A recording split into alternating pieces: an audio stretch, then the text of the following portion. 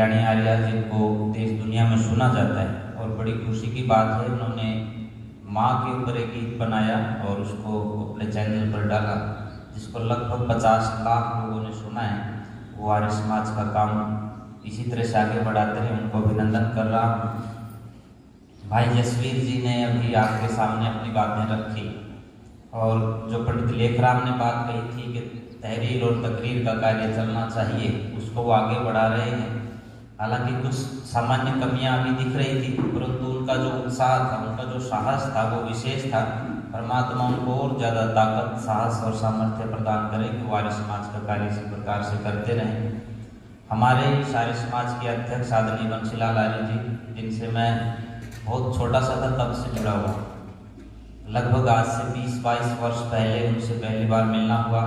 आदरणीय बाबू जी बैठे हुए उनके वर्कशॉप के ऊपर भी जाकर के आए, तो इतना लंबा उनके साथ संपर्क। और जब भी आर्य समाज की जितनी भी प्रचार की यात्राएं निकली, जन चेतना यात्राएं निकली, जो आंदोलन हुए, उन सब में आर्य समाज का भी और प्रधान जी का भी बहुत सहयोग मिला। मेरे बहुत अच्छे साथी और आर्य समाज के वैदिक विद्वान और बहुत ही कर्मठ, जिनको कार्यकर्ता के रूप में मैं कह सकता हूँ, अहरनिश जो लगे रहते हैं, आदरणीय डॉक्टर राजवीर शास्त्री जी और अभी आदरणीय जयप्रकाश आर्य जी और उनकी पूरी टीम टोहाना से जो पहुंची, उनका भी अभिनंदन। एक बार टोहाना भी हमें भी यात्रा लेकर के गए थे आपके आर्य समाज में, बेटी बचाओ जन चेतना यात्रा का कार्यक्रम था। उसमें मैंने संन्यास नहीं लिया था, मेरी बड़ी बड़ी दाढ़ी होती थी, मैं संयोजक था यात्रा का, इसलिए मुझे ध्यान आ गया। और बहन मुकेश आर्य जी मेरे सामने बैठे हैं, जो मिशन आर्यवर्त है, आर्य समाज का सोशल मीडिया नेटवर्क है, उसकी आप डायरेक्टर हैं। टिटोली में उसका हेड ऑफिस भी है और बहुत अच्छा स्टूडियो है आर्य समाज का, अपना स्टूडियो, जो लगभग 30 से 35 लाख रुपये लगा करके तैयार किया गया है। तो उसका सारा काम बहन मुकेश आर्य जी देखती हैं। कल्याणी वाणी, वेदवाणी भी और मिशन आर्यवर्त भी, दोनों चैनल आप मुकेश आर्य के माध्यम से आपके पास आते हैं। जितने गीत भजन आप आर्य समाज के सुनते हैं तो घूम फिर के मुकेश जी के माध्यम से आते हैं। हमारी माता जी भी आई हैं, बहन कल्याणी जी की माता जी, और हमारी और बुजुर्ग माताएं बैठी हैं, सबको अभिनंदन।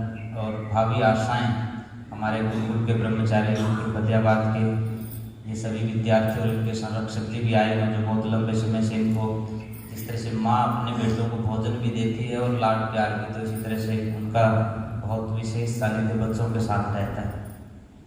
मैं बहुत संक्षिप्त में अपनी बातों को रखूँगा, और मैंने ये दृष्टता की कि पहले बहन जी को बोलना था। मैंने आग्रह किया डॉक्टर साहब से कि मुझे पहले बुलवा दें, क्योंकि मुझे वापस टिटोली दौड़ना है। रात को लगभग 12:30 बजे खत्म हुआ कार्यक्रम बालसमंद का। उसके बाद हम वापस गुरुकुल में गए और सुबह फिर यहाँ आ गए, और अब यहाँ से जा कर के टिटोली मुझे जाना है। टिटोली में हम आज एक बहुत विशेष कार्यक्रम को शुरू कर रहे हैं, जिसकी बात राजवीर जी ने शुरू की थी, और वो क्योंकि समय उनके पास कम था इसलिए उन्होंने विस्तार से उस पर चर्चा नहीं की। आज के दिन बलिदान हुआ था पंडित लेखराम जी का, और जिस कार्यों के कारण बलिदान हुआ था वो कार्य रुके, उन कार्यों को दोबारा से आगे बढ़ाने की आज आवश्यकता है। तो आज टिटोली में धर्म रक्षा महाअभियान की शुरुआत करेंगे, और उसके माध्यम से 7 बिंदुओं को लेकर के समाज में एक अभियान का ये एक आंदोलन दोबारा से शुरू करेंगे। मैं लास्ट में उनकी चर्चा जरूर आपके बीच में करूँगा। बड़ी खुशी की बात है कि आज हम महर्षि दयानंद सरस्वती के जन्मोत्सव के ऊपर आमंत्रित हुए हैं, पर कहीं न कहीं इन महापुरुषों का जो चाहे जन्म दिवस की बात हो, बलिदान दिवस की बात हो, पुण्यतिथि की बात हो, तो हमें कहीं न कहीं प्रेरित करते हैं कि एक बार पुनर्मूल्यांकन करें, पुनर्विचार करें, आत्ममंथन करें, आत्मचिंतन करें कि हम कहाँ पर बैठे हुए हैं। जिन कार्यों को लेकर के महर्षि दयानंद सरस्वती चले, क्या वो कार्य आज पूरे हो चुके हैं? यदि पूरे हो चुके हैं तो क्या उनको आगे बढ़ाने की आवश्यकता है? और यदि पूरे नहीं हुए हैं तो हम उसमें क्या भूमिका निभा सकते हैं? महर्षि दयानंद जी के जीवन के ऊपर बोलने के लिए अलग अलग विषय की बहुत सी चीजें हमारे सामने हो सकती हैं।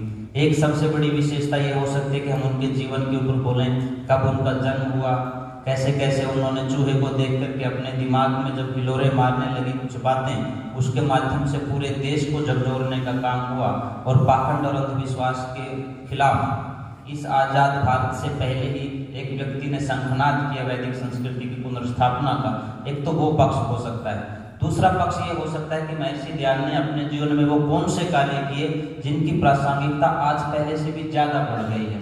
मुझे लगता है कि महर्षि दयानंद के जीवन के साथ साथ उनके कार्यों को हमें लोगों के पास भेजना पड़ेगा, और वो इसलिए भेजना पड़ेगा कि जब देश आज़ाद हुआ और जिस आर्य समाज ने अपने सर पर कफन बांध करके इस देश को आज़ाद करवाया, जिस महर्षि दयानंद ने इस देश को आज़ाद करवाने के लिए प्राचीन वैदिक संस्कृति की पुनर्स्थापना के लिए 17 बार जहर के प्याले पिए, लोगों की ईंट पत्थर खाए, लोगों ने उनके ऊपर सांप डाले, इतनी यातनाएं प्रताड़नाएं देने के बाद भी कोई व्यक्ति अपने पद से विचलित नहीं होता है, उस व्यक्ति को देश की आज़ादी के बाद वो महत्व नहीं मिला जिसके वो हकदार थे।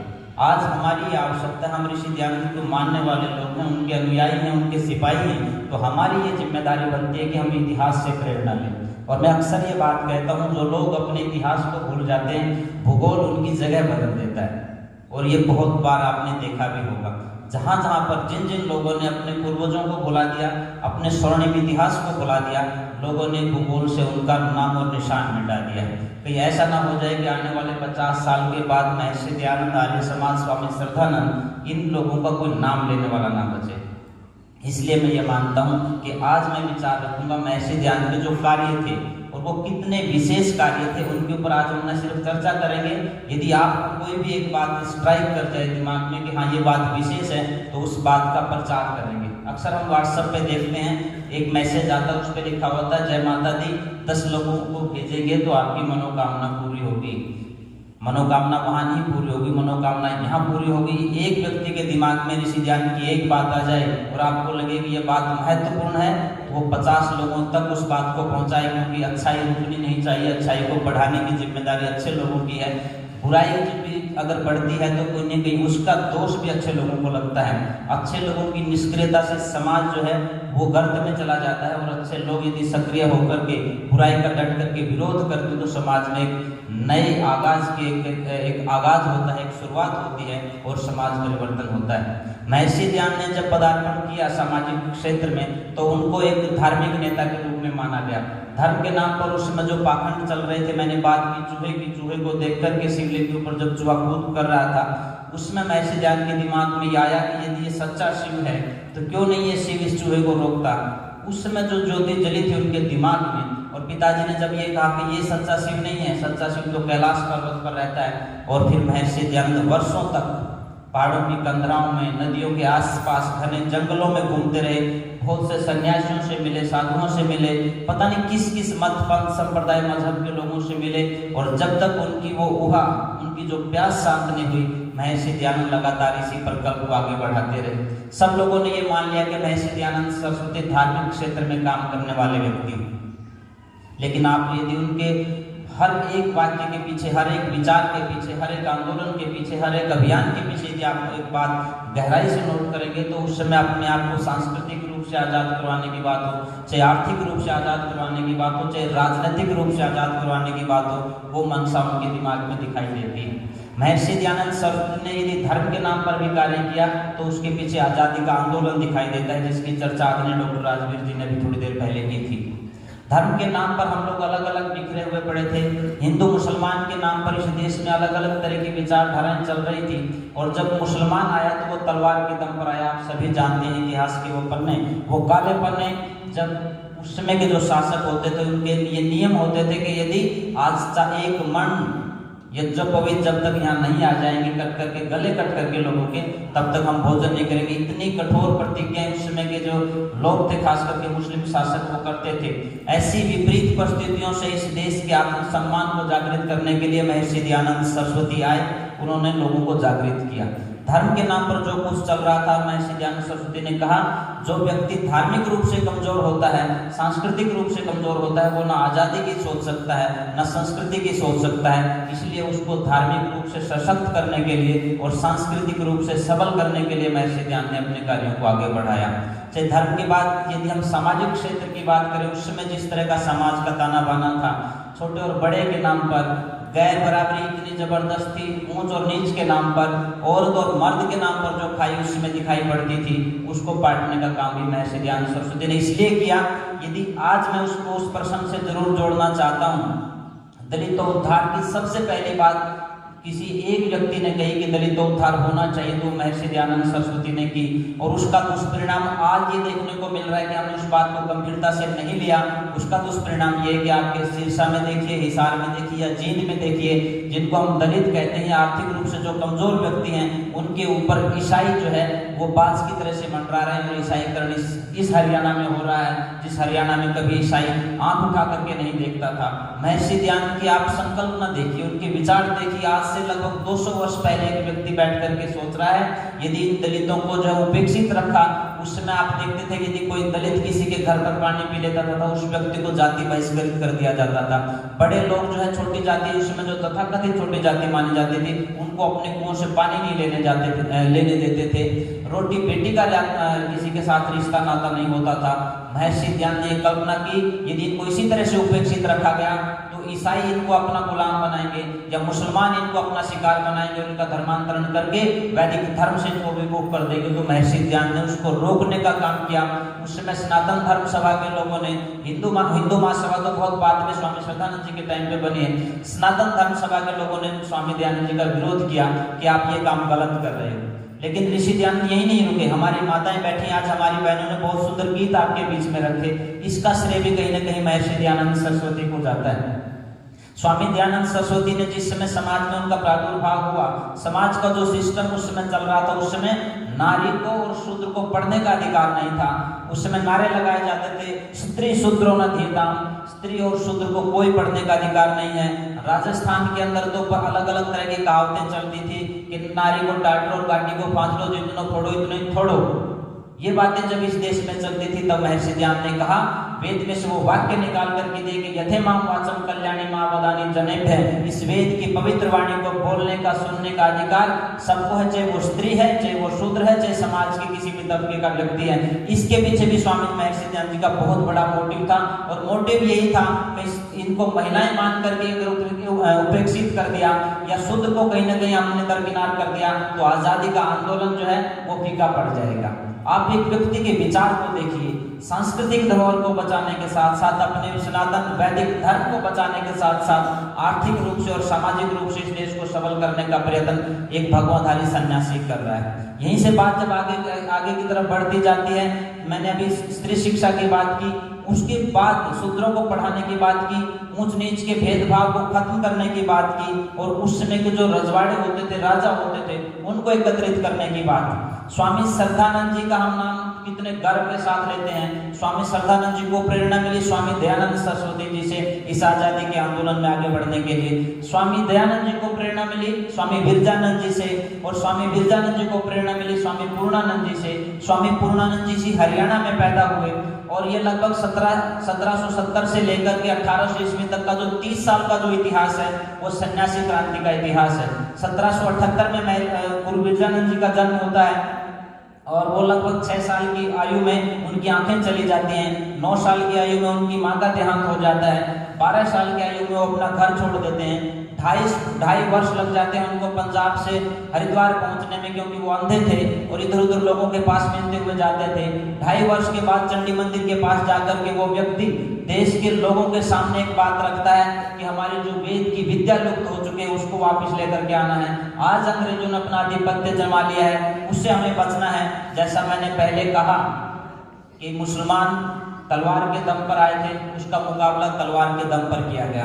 पर जब ईसाई आए, जिनको मैं अंग्रेज कहूँ, जब वो आए, वो बहुत साइलेंट तरीके से आए। जिस तरह से कोई खाने में, भोजन में विष मिला देता है, उसका पता बहुत बाद में चलता है। इस तरह से ईसाइयों ने अपना काम करना शुरू किया। चाहे स्कूलों के नाम पर उन्होंने शिक्षा को जो है वो अलग तरह से मोड़ने का काम किया हो, चाहे उनकी सांस्कृतिक जो धरोहर थी उसको तोड़ने का काम किया हो, तो ईसाई बहुत सहज में जो है बहुत साइलेंट तरीके से काम कर रहे थे। इन सब का जवाब देने के लिए उसमें चाहे स्वामी विरजानंद जी की बात हो, चाहे महर्षि स्वामी दयानंद जी की बात हो, मुखर होकर के इन चीजों को उठा करके सबके सामने लेकर के आए। 1835 में जब लॉर्ड मैकाले इस देश में आए, और लॉर्ड मैकाले वो शिक्षा नीति लेकर के आए, जिसके माध्यम से इन लोगों को काले अंग्रेज बनाने का एक षड्यंत्र चला। और कभी आप वो पत्र पढ़ करके देखेंगे, letters of the Lord Babington Macaulay का जो लाइफ एंड लेटर्स है, वो अपने पिता के नाम पर पत्र लिख रहा है कि पिताजी जो काम में लेकर के आया था, जिस काम के लिए अंग्रेजों ने मुझे यहाँ बैठाया था, भेजा था, वो काम मैंने कर दिया है। और आने वाली 100 वर्षों तक इस हिंदुस्तान के नौजवान को ये समझ में नहीं आएगा कि तुम्हारी राजनीतिक विरासत क्या है, तुम्हारी धार्मिक विरासत क्या है। इनको अंग्रेज के सिवाय कुछ नहीं दिखेगा। ये दिखने में हिंदुस्तानी होंगे, लेकिन इनके दिल दिमाग से अंग्रेज होंगे। इनकी शिक्षा वो होगी, परंतु उसका जवाब देने के लिए आज से 2 दिन पहले 4 मार्च 1902 को स्वामी श्रद्धानंद जी ने महर्षि ध्यान से प्रेरणा लेकर के लॉर्ड मैकाले की शिक्षा पद्धति को चुनौती देते हुए गुरुकुलीय शिक्षा पद्धति की शुरुआत की और कांगड़ी में गुरुकुल की स्थापना की। वो कांगड़ी में गुरुकुल की स्थापना करने के पीछे भी सिर्फ इतना ही नहीं था कि कुछ बच्चे पढ़ जाएंगे जैसे हमारे ये विद्यार्थी बैठे हैं। नहीं, देश की आजादी के आंदोलन का शंखनाद हुआ गुरुकुल कांगड़ी के माध्यम से। सन्यासी उस गुरुकुल कांगड़ी से निकले, विद्वान उस गुरुकुल कांगड़ी से निकले और देश की आजादी के ऊपर अपने आप को आहुत करने वाले क्रांतिकारी उस गुरुकुल कांगड़ी से निकले। आप सभी शायद जानते होंगे, रैमजे मैकडॉनल्ड जब भारत में आए, मैं वो अभी लगभग 15 दिन पहले दोबारा से हम जो पुण्य भूमि बोलते हैं गुरुकुल कांगड़ी की, जो आज से लगभग 120 साल पहले बनाया गया था, उसका जो पुराना भवन है वहां पर वो रैमजे मैकडॉनल्ड रुके। उसने आकर के देखा, जब वहां के अधिकारी पूछने लगे कि हमें ये पता चला है कि स्वामी श्रद्धानंद जी बम बनाते हैं, तो इस गुरुकुल में बमों की फैक्ट्री लगा रखी है, वो फैक्ट्री हम देखना चाहते हैं। स्वामी श्रद्धानंद जी ने कहा कि बिल्कुल, आप आइए, बैठिए। हमारा जो सबसे पहला धर्म होता है अतिथि सत्कार का, आप बैठिए, हम आपको पहले जलपान करवाते हैं, उसके बाद आपको फैक्ट्री भी दिखाएंगे और बम भी दिखाएंगे।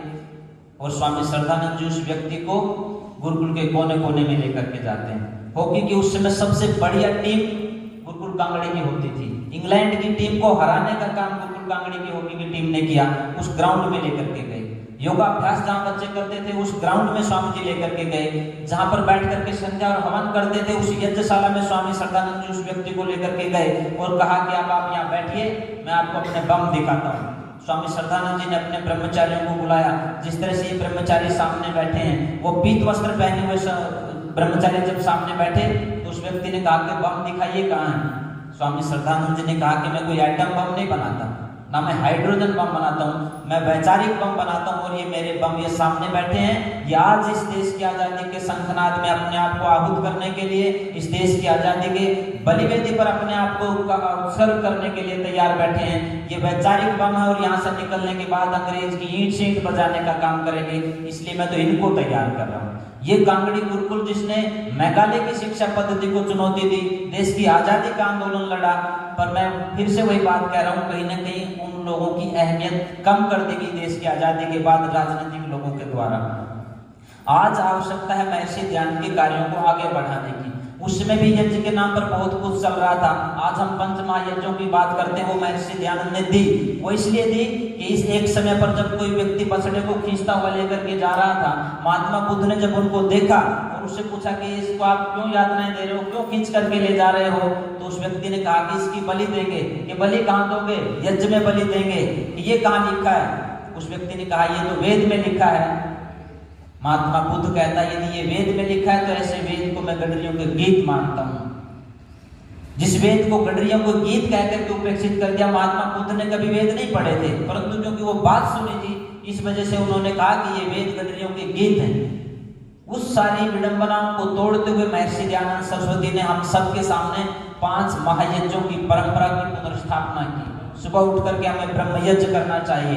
अभी आपने जो यज्ञशाला में बैठ करके किया है सबके परोपकार के लिए देव यज्ञ करना चाहिए। कोई व्यक्ति हमारे जैसा साधु सन्यासी आ जाए, कोई विद्वान आ जाए, उसके सत्कार के लिए अतिथि यज्ञ करना चाहिए। आज जो सबसे ज्यादा उपेक्षित है माँ और पिता, जो बुजुर्ग हो जाते हैं, बच्चे उनकी बात नहीं सुनते हैं, ना सेवा होती है ना शुश्रूषा होती है। उनकी सेवा शुश्रूषा होती रहे, इसलिए मातृ-पितृ यज्ञ की बात की। और प्राणी मात्र के उपकार की बात करने वाला आर्य समाज, जिसने छठे नियम में लिखा कि संसार का उपकार करना इस समाज का मुख्य उद्देश्य, अर्थात शारीरिक, आत्मिक और सामाजिक उन्नति करना, बलि वैश्व देव यज्ञ के माध्यम से उसको समझाया। चाहे कोई कोड़ी है, चाहे छोटी सी चींटी से लेकर के बड़े से बड़े किसी भी जीव के लिए वो आधारित होता है मनुष्य के ऊपर, और मनुष्य उसका संरक्षण करे, उसका जो है भरण पोषण करे। ये बात बलि वैश्व देव यज्ञ के माध्यम से महर्षि दयानंद सरस्वती ने हमें समझाई। महर्षि दयानंद सरस्वती की एक और बात सबसे महत्वपूर्ण उस समय थी, उस समय कहीं धर्म के नाम पर जो कुछ किताबें चल रही थी, हम कुरान और कुरान को धार्मिक ग्रंथ मान करके बैठ गए थे। मुसलमानों का आधिपत्य होने के कारण कुरान को ये मान लिया गया कि ये धार्मिक ग्रंथ है, और बहुत से लोग जो सनातन धर्म के जो लोग थे, जिनको वेदों से जो है विमुख हो गया था, उसमें नारे लगाने लगे थे कि वेद तो जो है पाताल लोक में चले गए हैं, वेदों को तो शंकासुर उठा करके ले गया है, वेद तो यहाँ है ही नहीं। उस समय महर्षि दयानंद सरस्वती ने जर्मनी से वेद मंगा करके उनका भाष्य किया और लोगों के सामने रखा और कहा कि यदि तुम्हारी धार्मिक पुस्तक है तो वो कुरान, और कुरान धार्मिक पुस्तक नहीं हो सकती, क्योंकि उसमें गप बहुत सी हैं, तर्क के आधार पर वो चीजें खरी नहीं उतरती, विज्ञान के आधार पर वो चीजें खरी नहीं उतरती, सृष्टि सिद्धांत और नियम के आधार पर वो बातें खरी नहीं उतरती, इसलिए दोनों तुम्हारी धार्मिक पुस्तकें नहीं है, तुम्हारी धार्मिक पुस्तक वेद है और वेद की प्रतिस्थापना की। आज सनातन धर्म के लोग यदि वेद को मानते हैं तो उसका श्रेय महर्षि दयानंद को जाता है। मैंने स्त्री शिक्षा की बात की, उसमें खाना बदोश लोग कहा गया, और गुजरात का इतिहास आप पढ़ करके देखेंगे तो आज भी उसमें लिखा है कि जो लोग शूद्रों को और स्त्रियों को पढ़ाने की बात करता है वो खाना बदोश लोग होते हैं। उस समय उन लोगों ने महर्षि दयानंद का विरोध किया, लेकिन आज सबसे बड़ी खुशी की बात यह है कि जिन लोगों ने उस समय महर्षि दयानंद का विरोध किया, उन्हीं लोगों ने आज सबसे ज्यादा इन बेटियों के स्कूल खोल रखे हैं। ये महर्षि दयानंद की विजय है। आज वेद की यदि यज्ञ होते हैं, वेद की कथाएं यदि कहीं होती हैं, इसका श्रेय भी महर्षि दयानंद सरस्वती को जाता है। नमस्ते ट्रंप के नाम से या नमस्ते मोदी के नाम से दो बड़े इवेंट इस देश में हुए और अमेरिका जैसे देश में हुए। आपको मैं ये कहना चाहता हूँ कि महर्षि दयानंद से पहले इस देश में अभिवादन का भी कोई तरीका नहीं था, कोई हेलो, कोई गुड मॉर्निंग, या फिर वो जो सुबह सलाम दुआ सलाम करते, ये जो परंपराएं चल रही थी, राधे राधे कृष्णा कृष्णा जो करते थे, उस समय उन चीजों को हटा करके महर्षि दयानंद ने कहा कि हमारा जो वैदिक अभिवादन है वो नमस्ते जी है, जिसका मतलब ये होता है कि मैं आपका सम्मान करता हूँ, आपका अभिनंदन करता हूँ। और उस नमस्ते जी का इतना प्रभाव हुआ, आज ये नमस्ते जी राष्ट्रीय अभिवादन के रूप में प्रयोग किया जाता है। मुझे देश विदेश में बहुत जगह जाने का मौका मिलता है, दक्षिण के देशों में भी जाने का मौका मिलता है, यूरोप के देशों में भी जाने का मौका मिलता है। आप किसी एयरपोर्ट पर चले जाएंगे तो कोई आपको अंग्रेजी गुड मॉर्निंग नहीं बोलेगा, आपको नमस्ते कह करके बोलेंगे। वो हिंदी जानता है कि नहीं जानता है अलग बात है, परंतु आपका अभिवादन नमस्ते जी के साथ करता है। ये महर्षि दयानंद की विजय है। इन सब बातों को हमें लोगों के बीच में लेकर के जाना पड़ेगा। आज लोगों को ये बातें समझानी पड़ेगी कि महर्षि दयानंद किन बातों को लेकर के चले थे। देश की आजादी के आंदोलन की बात आदरणीय डॉक्टर साहब ने कही थी, उसको थोड़ा सा प्रसंग में यहाँ इसलिए भी जोड़ना चाहता हूँ कि सरकार अभी एक बहुत बड़ा कार्यक्रम चला रही है, आजादी का अमृत महोत्सव। आजादी का अमृत महोत्सव मना रही सरकार, और हम लोग चुप बैठे हैं। वो लोग चुप बैठे हैं जिनके पूर्वजों ने भरी जवानी में अपने आप को देश की बलिवेदी के ऊपर आहूत कर दिया। 23 साल का एक नौजवान शहीद आजम भगत सिंह आर्य समाज की भट्टी से निकला, जिसकी 4 पीढ़ियां आर्य समाज में दीक्षित थी। वो जब इस देश की आजादी की बलिवेदी के ऊपर झूम जाता है और लोग उनको नास्तिक बोलते हैं, और चंद्रशेखर आजाद जैसा नौजवान जब उसके बारे में ये बात चलती थी, उनके माँ बाप बहुत गरीब थे, किसी व्यक्ति ने कहा कि हम ये जो रेल लूट करके लेकर के आए हैं, इसमें से कुछ पैसा हम आपके पिताजी के पास भेज देते हैं ताकि घर का काम चलता रहे। चंद्रशेखर आजाद उस समय बहुत गुस्से में कहता उस साथी को, यदि आप लोग मेरे माँ बाप का पेट भरने में सक्षम नहीं है तो आप उनको मेरे सामने ले आइए, 2 गोलियां मेरी इस पिस्तौल में से उनकी छाती को ठंडा कर देंगे, इनको रोटी की जरूरत नहीं पड़ेगी। ये जो पैसा आया है देश की आजादी के आंदोलन में लगेगा, ये मेरे घर में प्रयोग नहीं हो सकता। उसी चंद्रशेखर आजाद को इस आजाद भारत के अंदर आतंकवादी कहा जाता है। आज की जो वर्तमान सरकार है उत्तर प्रदेश में, उसमें बहुजन समाज पार्टी के साथ मिलकर के सरकार चलाती थी, उन लोगों ने कहा कि ये आतंकवादी है। इन शहीदों को, इन क्रांतिकारियों की जो विरासत थी हम लोगों के सामने नहीं लेकर के जा पाए। हमारी बहनें बैठी, इनके लिए मैं कहना चाहता हूँ, कल मैंने बालसमंद में ये बात कही, शास्त्री देवी का नाम मुझे नहीं पता आप लोग कितना जानते हैं कि नहीं जानते हैं, पर आप लोग जरूर जानते होंगे पंडित राम प्रसाद बिस्मिल को। इस आर्य समाज की विरासत को बताने के लिए मैं ये बात बता रहा हूँ। मेरी तरह से काषाय वस्त्रधारी सन्यासी स्वामी सोमदेव जी अपना व्याख्यान दे रहे थे आर्य समाज मंदिर शाहजहांपुर उत्तर प्रदेश में, और बोलते बोलते वो कहते हैं कि पीछे एक स्टोर लगा हुआ है पुस्तकों का, और आप वहां से एक पुस्तक लेकर के जाना। एक ऐसी पुस्तक है जो जीवन बदलती है, एक ऐसी पुस्तक है जो धर्म के प्रति आस्था को अधिक कर देती है, एक ऐसी पुस्तक है जिसके माध्यम से स्वराज्य का नारा दिया गया है, एक ऐसी पुस्तक है जो सभी मतांतरों के अंदर जो झूठ है उसका पर्दाफाश करती है और जीवन जीने की कला सिखाती है। और वो पुस्तक पीछे पुस्तक विक्रेता के पास आप लेकर के जाना। राम प्रसाद बिस्मिल एक कोने में बैठा हुआ था। उस समय उसके जीवन में ऐसी कोई कमी नहीं थी जो एक व्यक्ति में हो सकती है। सारी कमियों से भरपूर राम प्रसाद बिस्मिल जब उस किताब को लेकर के जाता है, उसको पढ़ता है तो उसका जीवन बदल जाता है। और एक समय वो आ जाता है जब पिताजी कहते हैं एक चीज चुननी पड़ेगी, या तो आर्य समाज को चुन लो या घर को चुन लो। तो वो व्यक्ति घर को ठोकर मार करके आर्य समाज के रास्ते पर चलता है और देश की आजादी का आंदोलन लड़ता है। उसकी जो बहन थी शास्त्री देवी, वो अपनी जीवनी में लिखते हैं, और 1983 में जो सम्मेलन हुआ था शाहजहांपुर के अंदर, उस सम्मेलन में शास्त्री देवी जी को बुलाया भी गया था। तब स्वामी जी ने उनसे बात की, स्वामी आर्यवेश जी जो उस समय जगवीर सिंह एडवोकेट होते थे, उनसे वो पूछते हैं कि वो कितने बजे उठता था। वो कहते हैं कि लगभग 2:30 बजे राम प्रसाद बिस्मिल उठ जाता था और 2 घंटे तक अपनी साधना और व्यायाम करता था। उसके बाद वो मुझे उठाता था लगभग 4 साढ़े 4 बजे। फिर हम दोनों भाई बहन मिलकर के पूरा घर का काम करते थे। जब तक घर के लोग उठते थे तो हम सब कार्यों से निवृत्त हो जाते थे।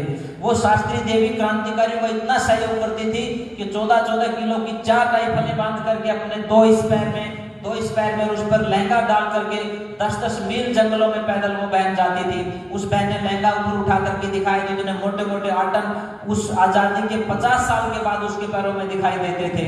उनका इतना बड़ा बलिदान इन बहनों का। पर दुख की बात यह है, मैं जो कहना चाहता हूं कि लोगों ने इस विरासत को संभाला नहीं। वो चाय की दुकान चलाती थी, वो राम प्रसाद बिस्मिल जिसको देख करके नौजवानों की भुजाएं फड़क जाती थी, उसकी बहन चाय की दुकान चलाने के लिए मजबूर थी। और ये राजनेता अपना गंदा तांडव इस समाज में करते हैं। तो हमें ये सोचना पड़ेगा कि हम कहां जा रहे हैं। 2004 में उसका देहांत हुआ है। दुर्गा भाभी का नाम आपने सुना होगा। वो दुर्गा भाभी जो भगत सिंह की मैम बन करके उसको निकाल कर लेकर गए जब उन्होंने सैंडर्स का वध किया था। आर्य समाज कलकत्ता में कभी आप जाकर के देखेंगे, मैं बहुत बार गया हूँ, जहाँ पर वो रुका था, जहाँ पर दुर्गा भाभी ने उसको सेव करके रखा था, वो यज्ञशाला भी मैंने देखी जहाँ शहीद आजम भगत सिंह बैठ करके 2 दिन 3 दिन उन्होंने यज्ञ किया। वहीं पर भगवती चंद बोहरा जो दुर्गा भाभी के पति थे और वो साइंटिफिक माइंड के आदमी थे जो बम बनाते थे। एक बम का जब परीक्षण कर रहे थे तो गलती से दूसरा बटन दब गया, वो विस्फोट हो जाता है, वहां वो शहीद हो जाते हैं। उसकी जो धर्मपत्नी थी दुर्गा भाभी, उसकी भी कोई हालत पूछने वाला नहीं था। वो भी 2002-3 में उनका भी देहांत हुआ है। मैं ये कहना इसलिए चाह रहा हूँ, ये बात मैं इसलिए आपको बता रहा हूँ, कहीं ऐसा ना हो जाए कि आने वाले और 20-30 साल 50 साल के बाद कोई ऋषि ध्यान का नाम लेने वाला ना बचे, स्वामी श्रद्धानंद जी के बलिदान को जो है लोगों के सामने बताने वाला ना बचे, शहीद आजम भगत सिंह, राजगुरु सुखदेव, सत्येंद्रनाथ सान्याल, लाला राजेंद्र लाहिड़ी, इन लोगों का कोई नाम लेने वाला ना बचे। इसलिए आज हमें और ज्यादा सक्रिय होकर के समाज में आगे आना पड़ेगा। कई बार लोग कह देते हैं कि जी आज समाज की आवश्यकता क्या है, आज इस आर्य समाज की आवश्यकता क्या है। ऋषि ध्यान की बात तो प्राचीन काल की बात थी।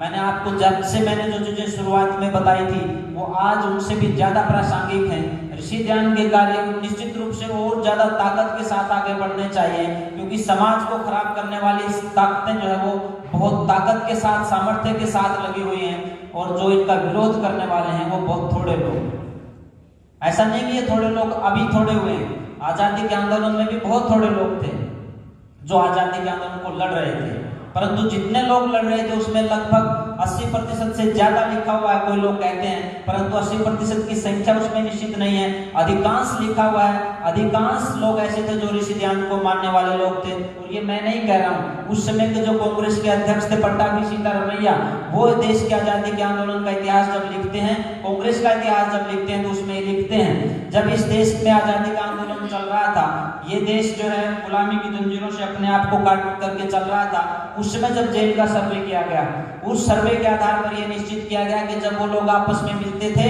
तो नमस्ते जी कहकर के एक दूसरे का अभिवादन करते थे। वो लोग हर रोज सुबह और शाम बैठ करके संध्या करते थे, वो साप्ताहिक यज्ञ करते थे। और सबसे बड़ी बात यह थी कि जो जेलों के अंदर जो व्यक्ति रहते थे उसमें से अधिकांश व्यक्तियों के पास सत्यार्थ प्रकाश होती थी, जो सिराने पर रख करके रात को सोते थे, सुबह स्वाध्याय करते थे।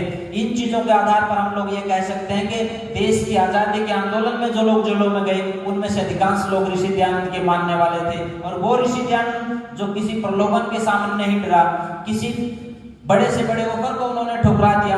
और कर्नल ब्रुक्स की वो बात शायद आप लोगों को याद होगी। कर्नल ब्रुक्स ने जब महर्षि ध्यान से पूछा कि स्वामी जी आपको हमारे राज्य से कोई दिक्कत तो नहीं है? स्वामी जी ने कहा मैं तो परिव्राजक हूँ, मैं तो सन्यासी हूँ, मुझे कोई किसी प्रकार की दिक्कत नहीं है। तो ब्रुक्स ने कहा कि आप हमारे राज्य की कामना कीजिए कि हमारा राज्य जो और आगे तक बढ़े। स्वामी ध्यान जी कहते कि ब्रुक्स मैं ये नहीं कर सकता, मैं आप फलीभूत होते रहे, मुझे कोई दिक्कत नहीं है, परंतु मेरे देश में स्वदेशी राज्य जब तक नहीं होगा, मेरा अपना राज्य जब तक नहीं होगा, जब तक इस देश का उद्धार नहीं हो सकता। विदेशी राजा कितना ही दयालु क्यों ना हो, परंतु स्वदेशी राजा से कभी अच्छा नहीं हो सकता। स्वराज्य का सबसे पहला प्रयोग महर्षि ध्यान ने सत्यार्थ प्रकाश में किया। उसके बाद दादा भाई नौरोजी ने, उसके बाद जो है 1906 में कांग्रेस अधिवेशन में पहली बार स्वराज्य शब्द का प्रयोग हुआ। उन्होंने अपने कई जगह अपने वक्तव्यों में ये कहा दादा भाई नौरोजी ने कि मैंने सत्यार्थ प्रकाश में सबसे पहले स्वराज्य शब्द को प्राप्त किया और उसके आधार पर आगे देश की आजादी के आंदोलन का बहुत बड़ा नारा बना, स्वराज्य मेरा जन्मसिद्ध अधिकार है। ये मेरे को महर्षि ध्यान से सुनने को मिला। ब्रुक्स की उन बातों का जब महर्षि ध्यान ने विरोध किया तो ब्रुक्स कहते हैं कि मैं महारानी विक्टोरिया के पास जा रहा हूँ, आपकी शिकायत करेंगे तो हो सकता है कि वो आपको मृत्यु दंड दे दे।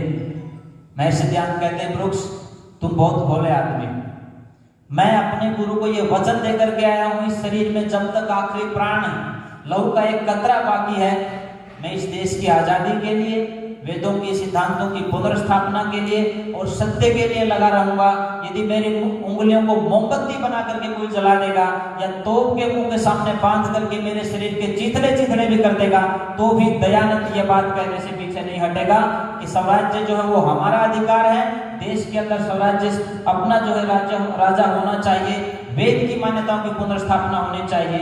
ये बात महर्षि दयानंद कहते हैं। इतना साहसी कोई सन्यासी जब इस देश में है, उसके साहस की वो कहानियां ना सुना करके कोई व्यक्ति दिग्भ्रमित करने का प्रयास करे। और आजकल नारे लगाए जा रहे हैं, अक्सर जड़ों में जो बैठते हैं वो जड़ें काटने लग जाते हैं। हमारे पास बैठ करके कुछ लोग ये कहने लग गए कि आर्य समाज हिंदू समाज का दुश्मन है। आप लोगों के सामने भी ये बातें आती होंगी और उनको खुलकर भी ये जवाब देना है कि हिंदू समाज का दुश्मन नहीं है, आर्य समाज हिंदू समाज का अंगरक्षक है, उसका सुरक्षा कवच है। और मैं नहीं कह रहा ये बात, ये इतिहास के कभी पन्ने पलट करके देखेंगे तो आपको पता चलेगा वो स्वर्णिम इतिहास जो हमारे पूर्वजों ने रच के दिखाया है।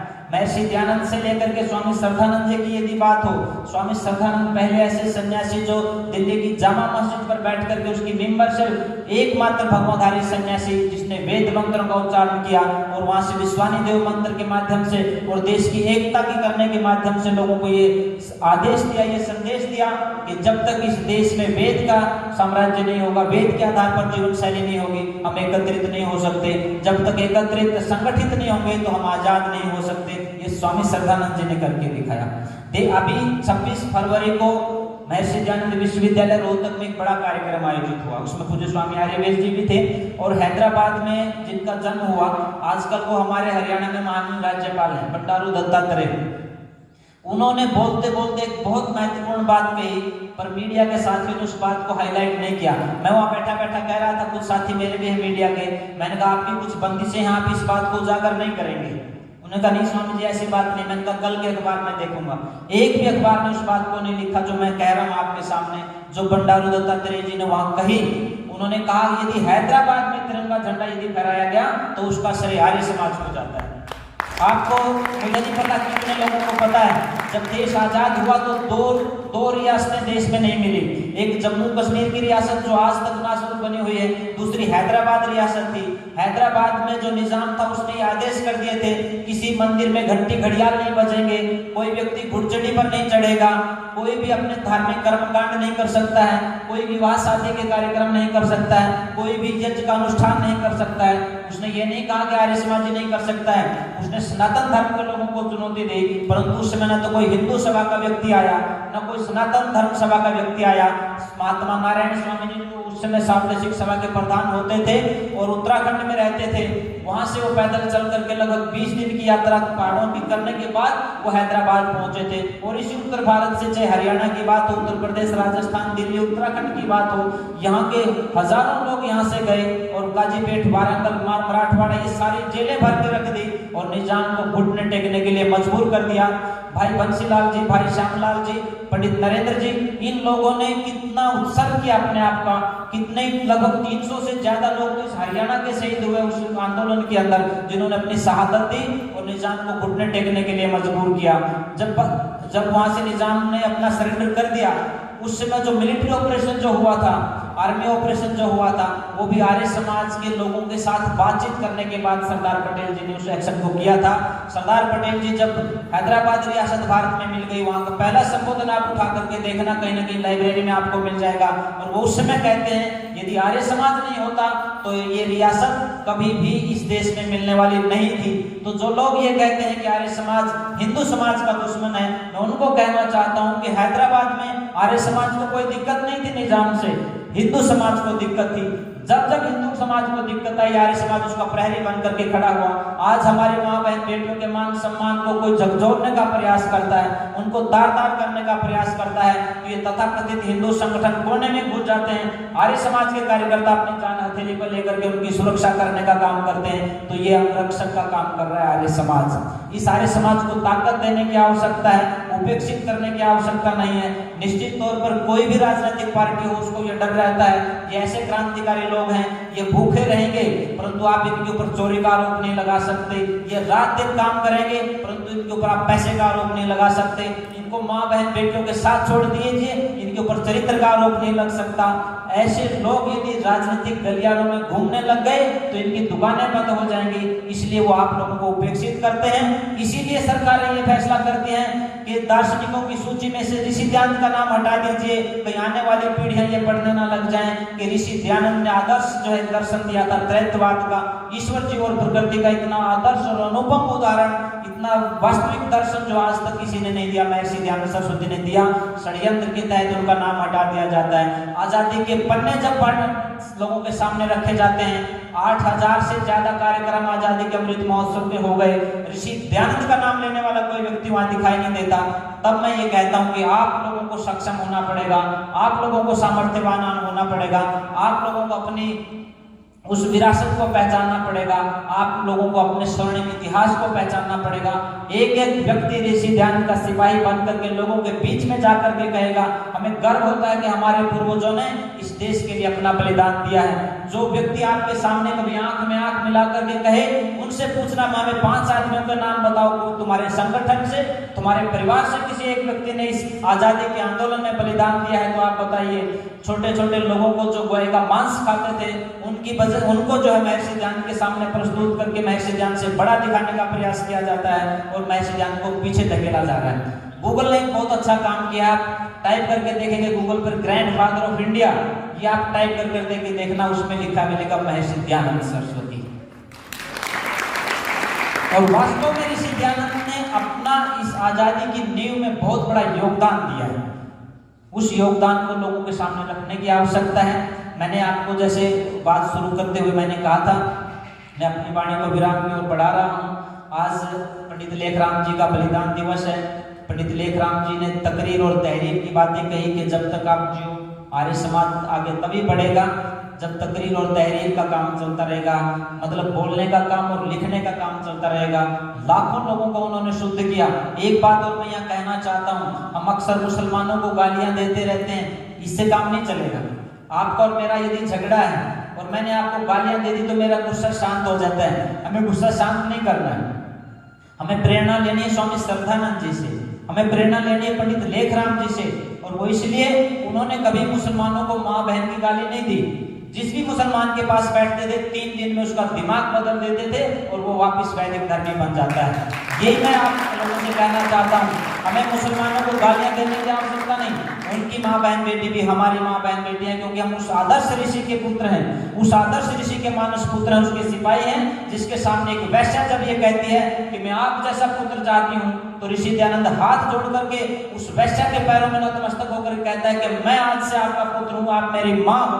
इतना आदर्श जिस व्यक्ति ने प्रस्तुत किया, हम उसके पुत्र, उसके मानस पुत्र, उसके सिपाही हैं। तो हमारा ये फर्ज बनता है, बेटी चाहे हिंदू की है चाहे मुसलमान की है, चाहे माँ चाहे हिंदू की है चाहे मुसलमान की है, वो हमारे लिए सम्मान्य है, क्योंकि हम एक आदर्श परंपरा के व्यक्ति हैं। उनको गालियां ना देकर के उनके पास बैठेंगे, उनके दिमाग को साफ करने का काम करेंगे। जिस दिन उनको ये समझ में आ जाएगी कि हिजाब से समाधान होने वाला नहीं है, तलाक 3 तलाक से समाधान होने वाला नहीं है, अपने आप को बहन बेटियां हिंदू धर्मी, वैदिक धर्मी, सनातन धर्मी जो है वो बन जाएंगी, ऐसा प्रयास करना है। कुछ लोग जानबूझ करके राजनीतिक मुद्दों में इसको भटकाने का प्रयास करते हैं। ये सामाजिक मुद्दे हैं और सामाजिक मुद्दे जब तक सामाजिक रहते हैं तो उनका प्रतिफल अच्छा होता है। जब सामाजिक मुद्दे राजनीतिक मुद्दे बन जाते हैं तो उसका नुकसान होता है। जब जब गाय का मुद्दा राजनीतिक मुद्दा बना तो नुकसान हुआ इस देश के अंदर। जब जब इन बहन बेटियों का मुद्दा राजनीतिक हुआ तो इन बहन बेटियों के मान सम्मान को ठेस पहुंची है। जब जब ये सामाजिक मुद्दे राजनीतिक गलियारों में घूमते दिखाई दिए तो इस देश को बहुत बड़ी हानि उठानी पड़ी है।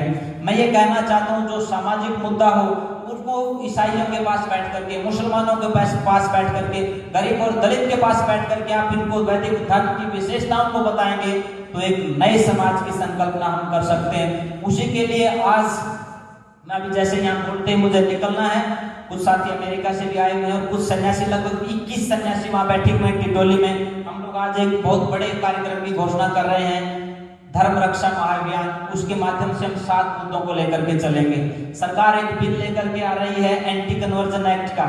मुझे नहीं पता वो कितना सार्थक होगा नहीं होगा।